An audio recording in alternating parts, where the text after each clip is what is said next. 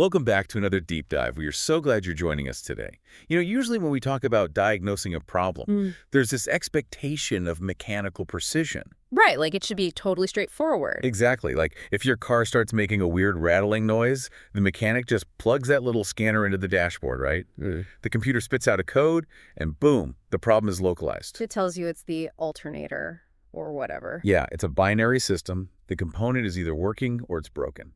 And the symptoms perfectly align with the root cause. It's clean, it's visible, and it's actually deeply comforting. Because we inherently crave problems that we can just categorize and fix with a wrench or like a software patch. But the moment you cross the threshold into human spirituality and inner fulfillment, that entire diagnostic framework just completely collapses. It really does. You enter this landscape that is, well, it's profoundly murky.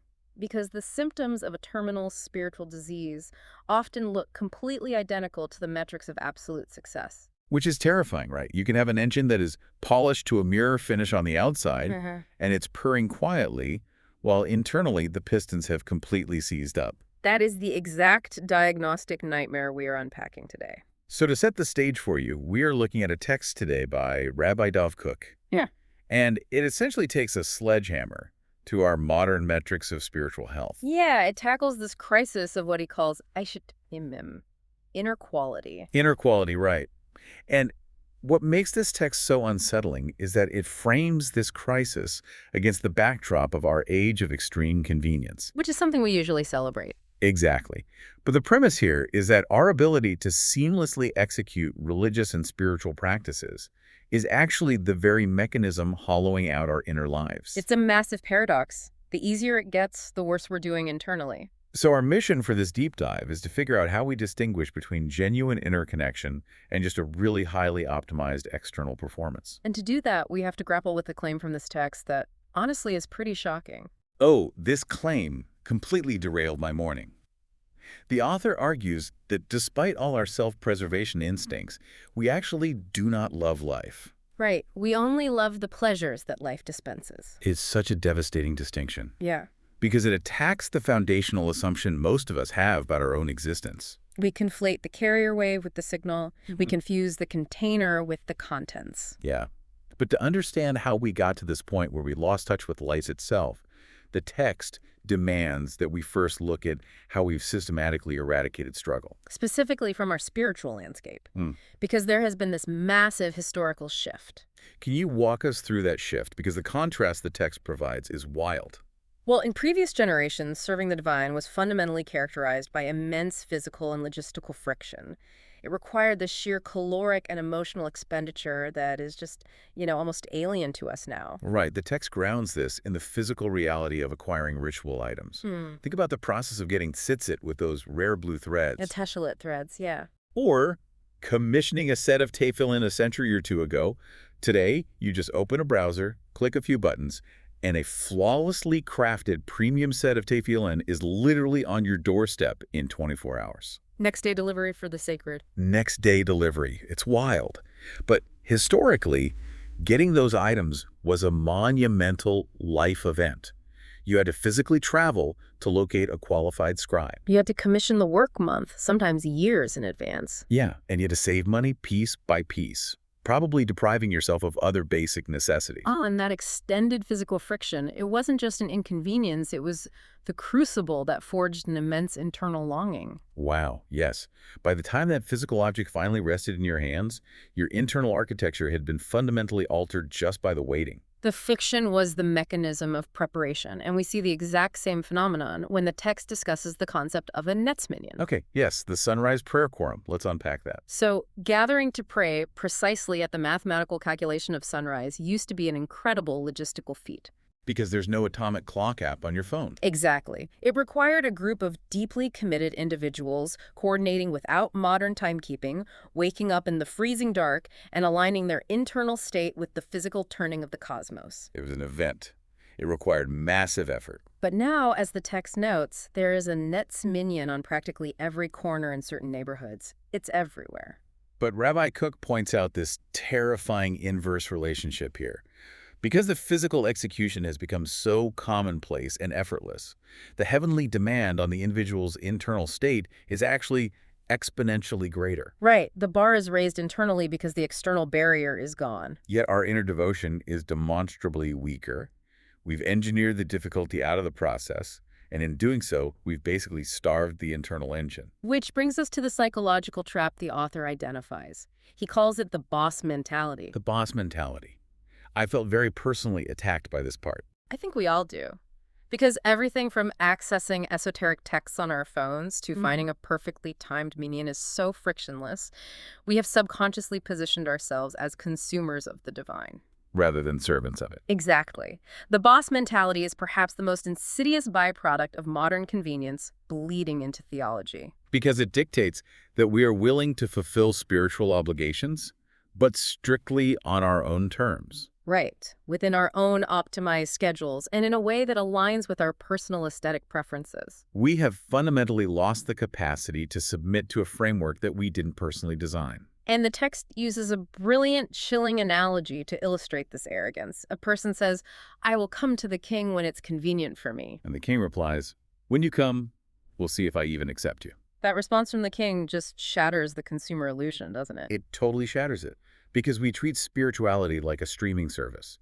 We pause it, we rewind it, we fit it into a 30-minute window between our commute and a gym session. We stroll into that corner in Minion because it happens to have the best parking situation, not because we are surrendering to the cosmic clock. Okay, but I want to push back on this premise for a second. Because if we strip away the romance of the past, isn't making spirituality more accessible inherently a good thing? How do you mean? Well, cognitive offloading, right? If I don't have to spend 3 years agonizing over the logistics of acquiring tefillin or trekking miles in the snow to find a minion, my cognitive load is drastically reduced. Sure, the logistics are solved. So shouldn't that surplus mental bandwidth theoretically free me up to achieve a much higher, more focused state of devotion? Like, shouldn't I have more energy for the inner quality? That is the logical assumption of the modern efficiency expert. But it represents a fundamental misunderstanding of human psychology. And that's exactly what Rabbi Cook is warning against. So the math doesn't work out like that. Not at all. Human psychology does not seamlessly transfer saved logistical energy into spiritual devotion. Instead, the easier the action becomes, the more our engagement with it externalizes. Because there's no investment. Right. Without the buildup, the longing, and the physical sacrifice, the heart is simply not primed. You cannot microwave a spiritual state. That's a great way to put it. You can't microwave it. When an object or an experience is cheap to acquire and common to find, our neural pathways literally adapt to treat it cheaply. So the friction isn't an obstacle to the spark. The friction is the cause of the spark. Exactly. The reason praying at sunrise historically fostered genuine awe is precisely because the individual was submitting to an external reality. You do not negotiate with the sunrise. No, you yield to it.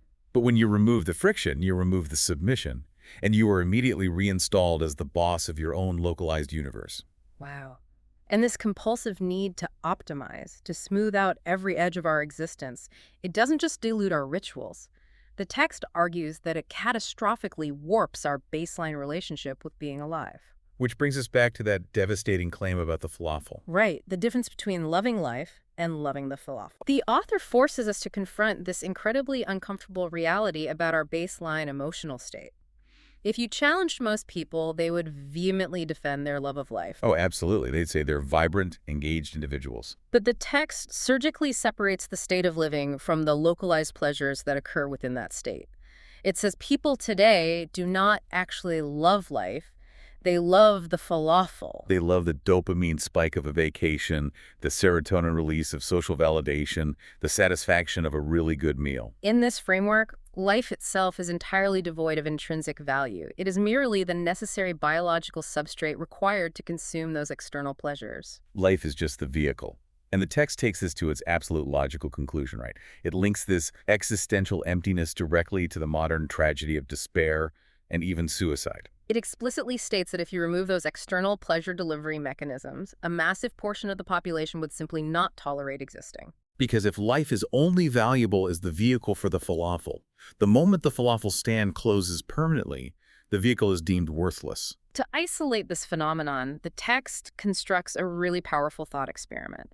Imagine taking a highly optimized, modern individual and placing them in a completely barren desert. Nothing but sand and sky. Right. No sensory entertainment, no culinary excellence, no social hierarchies to climb. A regular person would experience profound psychological collapse in that environment. Because the pleasures are gone. They would view the environment as active torture. Every mechanism they previously mistook for life has been stripped away.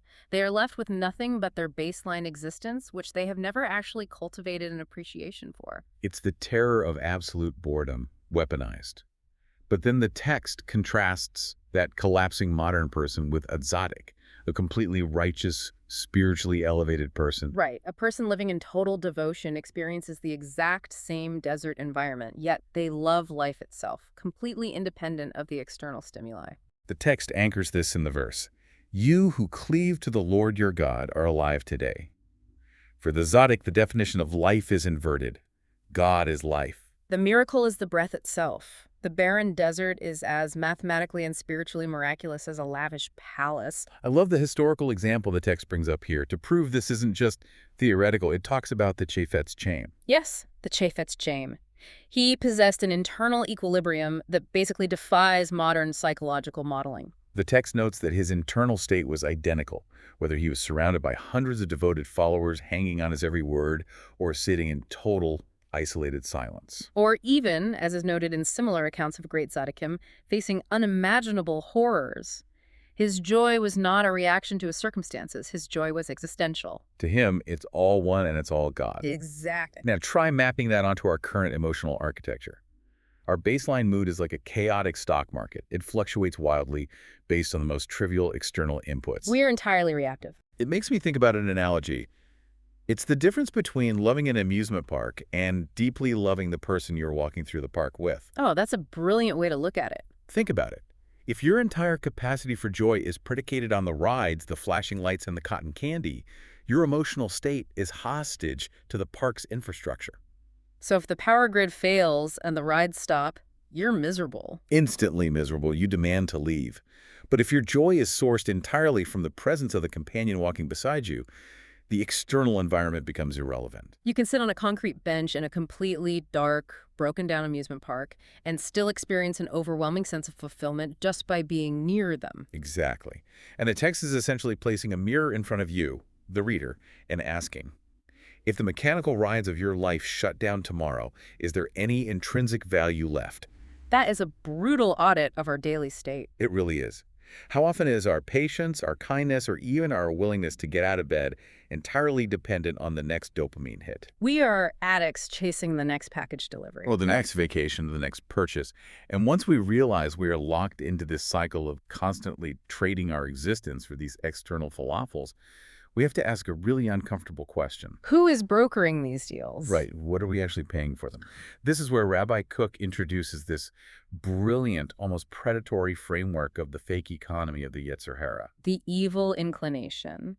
And the text personifies the Yetzer Hara not as some terrifying monster with horns, but as a highly sophisticated, manipulative merchant dealing in the currency of external vanities. It operates exactly like a predatory lender.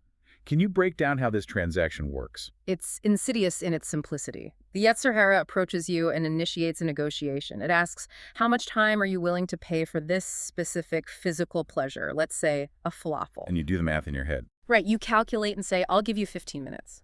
And in that exact moment, the text states, the Yetzer Hara has just successfully stolen 15 minutes of deep Torah study or profound contemplation from you. Or maybe the negotiation is larger. It demands an entire day or an entire week of mental bandwidth and anxiety in exchange for the fleeting status of planning a trip. Exactly.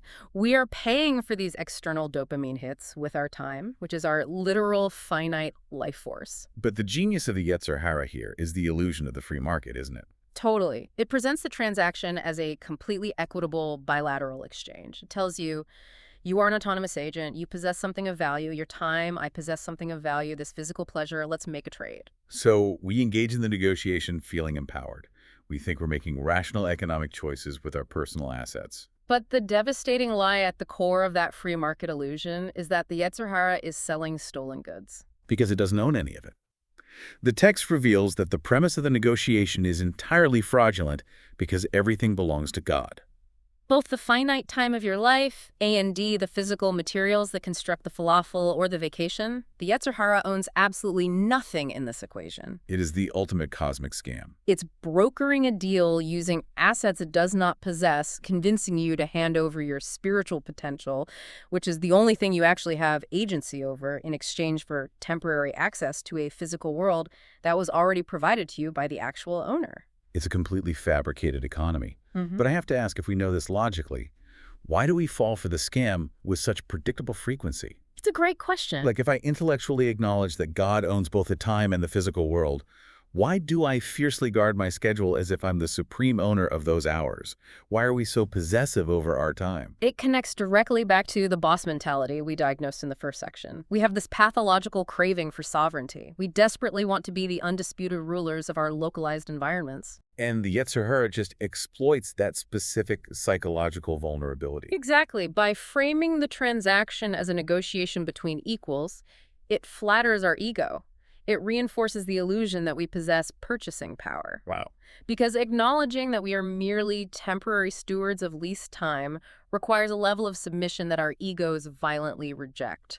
We prefer the illusion of being a wealthy merchant in a fake economy over the reality of being a dependent guest in the king's palace. We bankrupt our inner quality because we'd rather feel like we earned a distraction than admit we're squandering a divine gift. Yeah. That is incredibly humbling. And the text takes this critique even deeper. It argues that this fake transactional mindset doesn't just happen with physical pleasures. It metastasizes into our spiritual lives, too. Turning our most sacred, supposedly internal moments into hollow, performative echoes. Which brings us to the quote from Rav Pincus and this terrifying secret of the simple tzaddik. Right, so the text pivots from the physical economy to the spiritual economy, and the critique becomes even sharper. The author cites Rav Pincus, who articulated a phenomenon that should deeply unsettle anyone engaged in religious practice. What'd he say? He stated that it is entirely possible for a person to complete the study of the entire Talmud, an undertaking requiring years of intense intellectual rigor, or meticulously observe every granular detail of the Shulchan Aruch, the code of Jewish law, and do so completely and utterly without God. So the mechanics of the action can be executed flawlessly, but the internal engine is entirely missing. Exactly. Rabbi Cook amplifies this point with the visual of prayer. He points out that an individual can stand in the synagogue, sway back and forth with incredible physical intensity, squeeze their eyes tightly shut, They intentionally draw out the duration of the prayer to project this deep devotion. and yet remain completely void of any divine connection. The text challenges us to do a psychological audit during those moments of intense physical swaying. When you strip away the aesthetic of the performance, what is actually happening in that person's mind? The text argues that the vast majority of what we categorize as intense prayer is actually just Habat Mishalet wishmaking. Wishmaking. It's treating the divine like a cosmic vending machine. Because wishmaking is incredibly cheap. It requires no internal recalibration. It's transaction. I am performing this intense physical swaying. In return, dispense health, financial security, or social success. It completely bypasses the terrifying existential vulnerability of standing before a creator and actually submitting to a will that might contradict your own desires. Wishmaking demands things on our terms. True prayer demands the surrender of our terms. Okay, but this leads to a really difficult identification problem. Because if the person crying and swaying might just be engaging in an elaborate, ego-driven performance, how do you visually identify someone who actually possesses true inner quality? The text answers this by recounting a historical investigation into the Ramchal, Rabbi Moshe Chang-Lozato. He was one of the most profound spiritual minds in history. Right. So an investigator was tasked with observing the Ramchal and assessing his spiritual state. And the investigator returned with a really perplexing report. What did he say? He reported that while the Ramchal possessed undeniable encyclopedic knowledge of the Torah, he lacked even the scent of piety. He appeared entirely mundane. How does one of the holiest figures in history fail to project even the basic aesthetic of holiness? The text provides a universal psychological axiom that perfectly explains this paradox. It states that an individual will always struggle to hide that which is above their natural spiritual baseline. But it is completely effortless to hide that which they are entirely accustomed to. Exactly. Think about the cognitive burden of performance. If an individual's natural internal state is devoid of deep piety, but they want to be perceived as holy, they have to constantly exert conscious effort to project that image. They adopt the intense swaying, the hushed tones, the visible anguish. Because that holiness is above their baseline, it requires active, visible exertion. But for the Ramchal, an intense, continuous connection to the divine was not a performance. It was his baseline reality. It required zero cognitive load to maintain. It makes me think about the sociological difference between new money and old money. Oh, that's a perfect parallel. The person who just acquired sudden wealth often feels a desperate psychological need to signal that wealth through aggressive, flashy branding, because the wealth is foreign to their baseline. Right, they need the huge logos. But the person from 5 generations of quiet, established wealth might drive a battered station wagon and wear unbranded clothing. The wealth is so deeply integrated into their reality that the need to perform it is completely absent. For the Ramchal, piety was the station wagon. It was invisible because it was absolute. The text also points to Rav Yekeskel Levenstein to demonstrate this principle. He's known as the Mashgiach. Yes. His writings, known as Or Yecheskel, are considered profoundly transformative, yet they're composed in the most startlingly simple, unadorned language. He didn't use complex esoteric vocabulary to signal his intellectual depth. No, the text explains that his words possessed such immense power because what they spoke is what they were. There was absolutely zero gap between his internal reality and his external expression. But wait, this introduces a massive interpretive problem for us. How so? If the ultimate manifestation of inner quality looks entirely mundane and lacks the sense of piety, how are we supposed to differentiate between a true tzaddik who is operating at that invisible baseline and a completely apathetic person who just doesn't care about spirituality at all? Because visually they both appear to be making zero effort. Exactly. How do we know the difference? The distinguishing factor is the gravity of their presence, and that stems from internal alignment. The fake spiritualist or the apathetic individual might speak using the same simple vocabulary, but their words are hollow. Because their private lives are reactive and fragmented by the Yetzer Hara's fake economy. Right. There is a hypocrisy that eventually fractures the facade. But when a true tzaddik speaks a remarkably simple phrase, something as basic as "God is good," it penetrates the listener's psychology with physical force. The immense mass of their inner quality stands directly behind those words. It's the difference between a hollow wooden block, painted gold, and a solid ingot of actual gold. They occupy the exact same physical volume, and from a distance, they look identical. But the moment you interact with them, the physics of the mass reveals the truth. That's a great analogy. But the tragedy Rabbi Cook is highlighting is that our society has entirely lost the sensory capacity to detect that gravity. We have been trained to prefer the hollow, gold-painted block simply because it shines brighter. And this catastrophic preference for the aesthetic over the authentic doesn't just corrupt our theology. The text argues it has infected the fundamental architecture of the modern world. Which brings us to the tragedy of the red stuff and the psychological trap of curiosity. Right. The text anchors this societal diagnosis in the biblical archetype of Jacob and Esau, specifically focusing on the language used during the sale of the birthright. Okay, so Jacob is cooking a stew. Yes. Jacob, representing the internal spiritual archetype, refers to the food as lentil stew.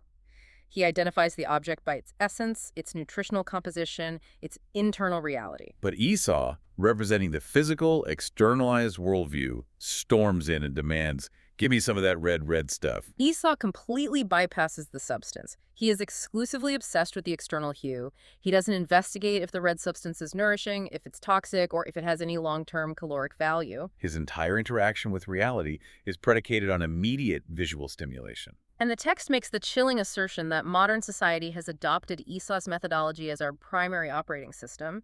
Because we collectively demand the red stuff, the global market ruthlessly optimizes to supply it. The author traces a direct line from this demand for aesthetics to the synthetic nature of modern existence.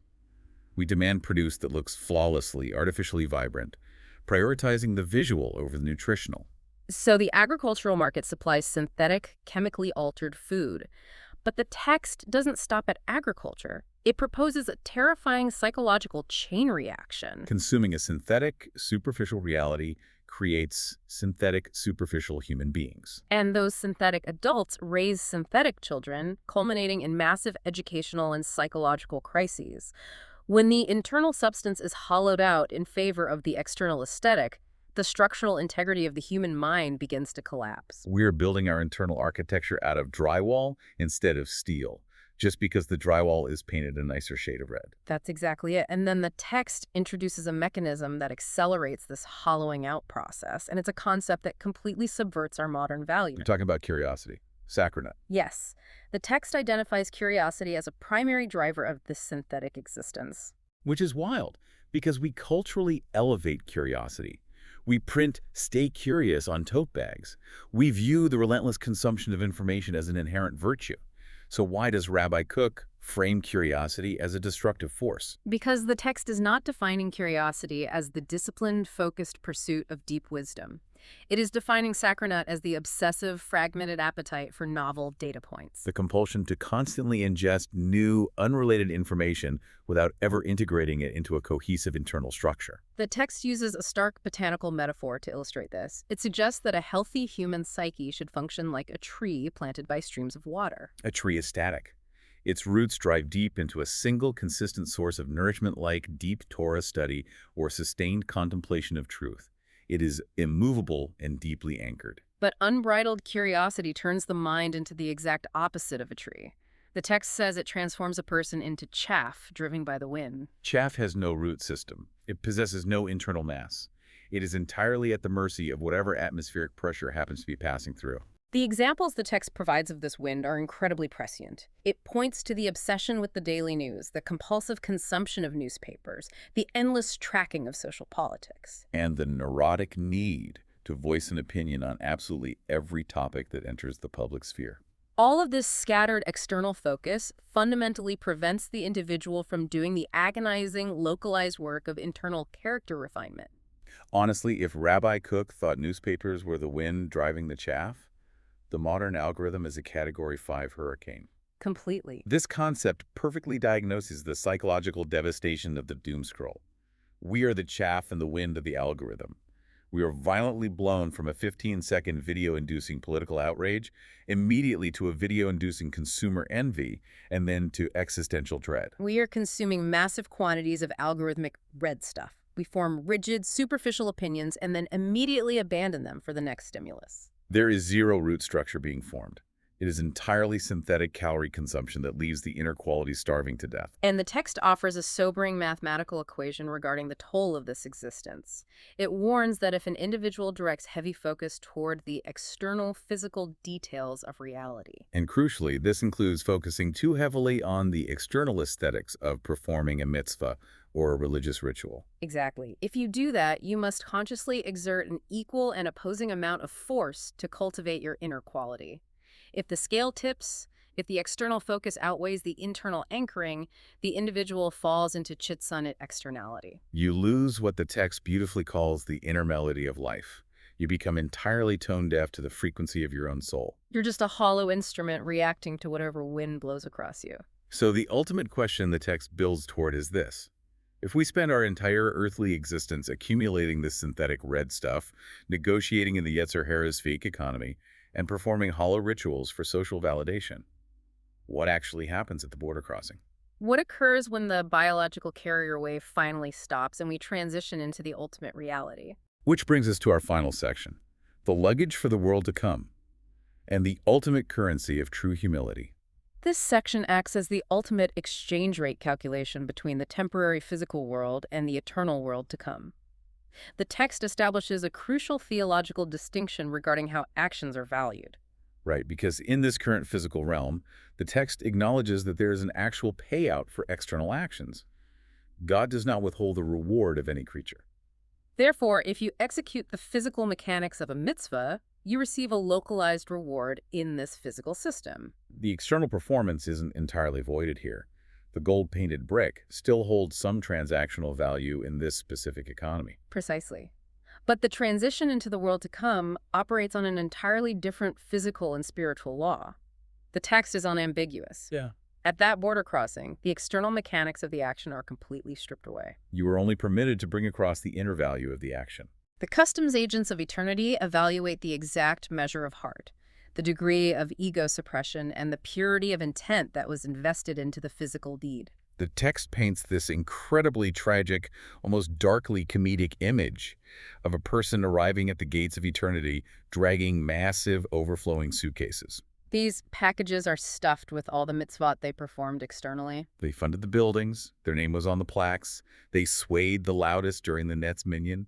They arrive expecting a VIP entrance based on the sheer volume of their physical luggage. But the text reveals that once those suitcases are opened and evaluated for Aishut for actual inner quality, only a microscopic fraction of the contents is permitted to cross the border. Because the world to come is defined as a realm of absolute truth and pure essence. Synthetic currency simply cannot exist in that environment. It would be entirely incompatible with the physics of that realm. Only the invisible mass of inner quality can survive the transition. And because this internal metric is the only currency that retains its value across the border, the text concludes that attempting to identify a true tzaddik in this world is basically an exercise in futility. Because all the metrics we use, the size of the congregation, the volume of published works, the visible precision of the ritual performance, they're all external and therefore potentially synthetic. So if all visual data is unreliable, what is the single hidden metric that actually verifies the presence of inner quality? The text lands on one definitive concept. Anavapanimim, inner humility. Inner humility. But this immediately presents a severe cognitive paradox for anyone trying to cultivate it. It's the ultimate spiritual catch-22. How do you mean? If inner humility is the required currency, but its defining characteristic is that it's completely hidden and unperformed, how do you actively cultivate it without instantly destroying it? Right, because the moment you think about it. The second my brain generates the thought, wow, I'm doing an excellent job being humble right now, I have immediately flooded my internal engine with ego. It is a paradox, but only if we utilize the modern corrupted definition of humility. Rabbi Cook's framework resolves this beautifully. We often conflate humility with self-degradation. We think humility means walking around constantly berating ourselves, believing we're inherently worthless. But the text understands that self-hatred is just narcissism in a different outfit. It is still an obsession with the self. The ego is still the center of the universe. It's just playing the victim instead of the hero. Exactly. True anavapnimim connects seamlessly back to the realization we discussed regarding the fake economy of the Yetzer Hara. Inner humility is not a performance of low status. It is the quiet, profound, and localized alignment with actual reality. It is the deep internalization of the fact that the finite time you possess, the biological machinery of your body, the intellectual capacities of your brain, and the very air inflating your lungs are entirely the property of the divine. You are not the architect. You are the tenant. You aren't the boss of the timeline. And when that realization finally shifts from an intellectual concept to an internal baseline, the need to perform completely evaporates. You stop obsessing over acquiring the red stuff because you recognize it's not yours to hoard. You stop demanding that the universe conform to your optimized schedule. Inner humility is simply the absence of the illusion of ownership. It is the realization that you are a temporary guest in the king's palace.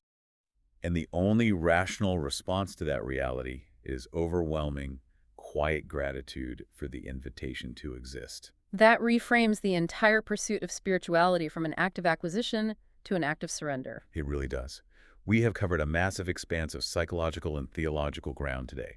We started by diagnosing how the eradication of physical friction in our modern convenience culture has bred an arrogant boss mentality, starving our capacity for submission. We confronted the terrifying possibility that we don't actually love the miracle of life, but are merely addicted to the external falafels of localized pleasure. We unmasked the Yetzer Hara as a predatory lender, convincing us to trade our priceless divine time for stolen synthetic goods. We saw how the cognitive burden of performative piety creates a hollow echo of ritual, contrasted against the terrifying invisible gravity of the simple tzaddik. We explored the algorithmic wind that turns us into unanchored chaff, blindly consuming the red stuff.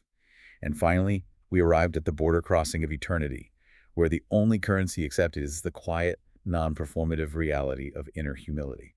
Rabbi Cook's text systematically dismantles the scaffolding of our external validations. It forces us to look past the heavily filtered aesthetic of our actions and ruthlessly audit the silent, invisible mechanics of our inner world. It demands that we stop weighing the gold paint and start measuring the mass. And to that end, I want to leave you, the listener, with a final practical thought experiment to run on your own internal engine today. Building off the Chaffetz, James. Exactly. We discussed how his immense inner quality allowed him to experience the exact same existential joy in a crowded room as he did in total isolation, because his connection to life wasn't routed through the external environment. So here is the challenge. Sometime today, the external machinery of your life is going to experience friction. You'll be forced to wait in a long, inefficient line. Your phone battery will die during a commute. The algorithmic wind will temporarily stop blowing, and the amusement park rides will halt. In that exact moment, your default programming will scream at you to fix the friction, to find a distraction, to complain about the It inefficiency. should ride that program. Do not reach for the synthetic red stuff. Sit in that unoptimized silence for 60 seconds. Feel the mechanical reality of your lungs drawing in air. And ask yourself the most difficult diagnostic question of all. When all the external pleasures are removed, can I find a way to love this exact mundane moment simply because I'm allowed to be alive? It's a profound challenge. Thank you so much for joining us on this deep dive. Stay anchored against the wind, guard your time against the fake economy, and keep listening for the inner melody.